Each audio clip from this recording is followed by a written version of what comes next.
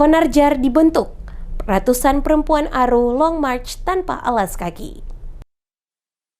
Ratusan perempuan adat di Kabupaten Kepulauan Aru mengukir sejarah baru pada peringatan Hari Kartini ke-147 dengan mendeklarasikan Organisasi Perempuan Adat Aru atau Konarjar pada Selasa 21 April 2026.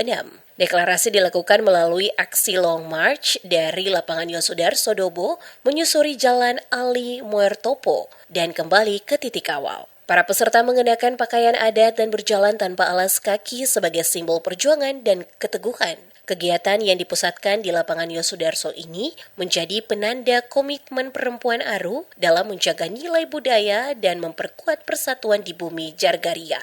Prosesi deklarasi berlangsung sakral, ditandai dengan makan sirih bersama, pemukulan gong, serta pembacaan akta deklarasi oleh Ketua Umum Perempuan Adat Aru, Serlota Siarukin. Dalam sambutannya, Serlota menegaskan bahwa pembentukan Konarjar merupakan langkah awal untuk memperkuat solidaritas perempuan di Kepulauan Aru. Ia menekankan organisasi ini bukan sekadar seremoni, melainkan wadah perjuangan untuk menampung aspirasi dan mendorong perubahan positif. Suasana kegiatan semakin hikmat dengan iringan musik tradisional dari kelompok Tambaroro. Sepanjang rute Long March, aksi tersebut mendapat pengawalan dari Satlantas Polres Kepulauan Aru guna memastikan kelancaran lalu lintas. Kegiatan berlangsung aman dan tertib. Serlota juga menjelaskan makna simbol-simbol yang digunakan dalam aksi tersebut, yakni saloi atau bakul dan tempat sirih. Menurutnya, saloi melambangkan kebersamaan serta peran perempuan dalam mengelola hasil kerja dan sumber daya alam.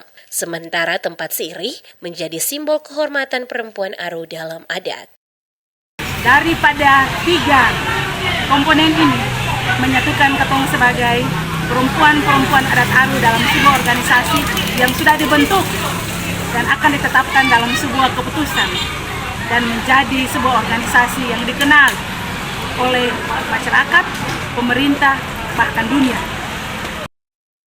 Sementara itu, Ketua KPU Kabupaten Kepulauan Aru, Halati Mangar, yang turut hadir, menyebut deklarasi ini sebagai bentuk keterpanggilan perempuan Aru untuk berkontribusi bagi masa depan. Ia mengungkapkan bahwa pembentukan organisasi tersebut telah dipersiapkan sejak lama, namun baru dapat direalisasikan pada momen peringatan Hari Kartini tahun ini. Halati menambahkan, Konarjar dibentuk untuk memperjuangkan hak dan martabat perempuan Aru. Ia mengajak seluruh perempuan Aru, baik di Kepulauan Aru maupun di perantauan, untuk bergabung.